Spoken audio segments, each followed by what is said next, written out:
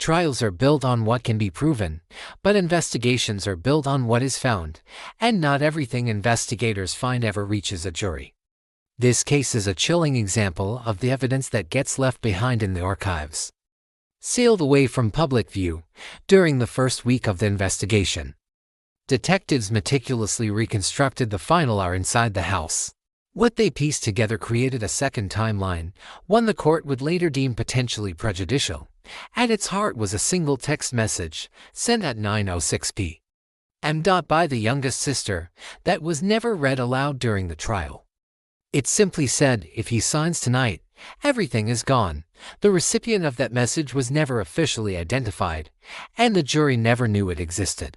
Down in the basement, crime scene photos revealed a fine layer of dust disturbed around the circuit breaker. Within that disturbance were partial but fresh footwear impressions. They matched the size range of two of the siblings, however, during testimony. Only one of those impressions was ever acknowledged. The other was officially labeled inconclusive and faded from the trial narrative. The medical examiner determined the cause of death was blunt force trauma, but the murder weapon was never found, or at least never confirmed. Investigators had a strong suspicion it was a heavy, ornate fireplace poker. A metal object usually kept beside the hearth. It was conspicuously missing on the night of the incident. 3 days later, a nearly identical poker was discovered at a scrapyard 6 miles from the family home. There were no fingerprints, and the yard owner who found it was never called to testify.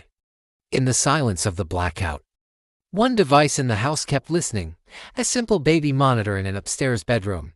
Its audio captured a brief, chilling exchange. The sound of footsteps on the stairs, heavy breathing, and then a hushed voice saying, "Don't, this wasn't the plan." Forensic analysis couldn't conclusively identify the speaker. The judge ruled the audio was too ambiguous to be presented as evidence, leaving it unheard by the jury. The grandfather clock in the hallway did more than just record motion. It also registered weight distribution on the staircase it faced. As investigators analyzed its sensor logs, they noticed a strange anomaly on the return trip upstairs after the power went out. The pressure reading was significantly heavier.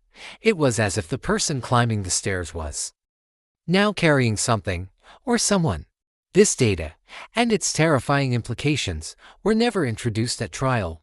The prosecution argued there was no clear financial motive. But bank records unearthed by detectives told a different story. They showed a new joint account, opened just 2 weeks before the father's death.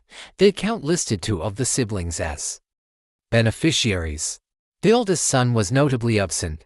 That account was quietly closed right after the funeral. No charges were ever filed in relation to it, and the jury remained completely unaware of its existence. Perhaps most unsettling was the confession that wasn't, during a late-night, off-the-record interview. One of the siblings posed a hypothetical question to a detective. If someone didn't mean to kill him, would it still be murder? The detective documented the statement in his notes, but because it was off the record, it wasn't admissible in court. It was a question that hung in the air of the interrogation room, but never reached the ears of the 12 people deciding the family's fate. Ultimately, no one was convicted, but then again, no one was truly cleared. The case was officially closed, labeled a fatal domestic incident. The public moved on, but within the cold, hard pages of the police department's internal reports, detectives still note one final disturbing detail. Every single test of the circuit breaker before that fatal night was conducted at the exact same time, 9:42 p.m., the precise moment the house would be at its darkest, and the moment the will was scheduled to be read. Thanks for watching. Follow for more Untold Stories.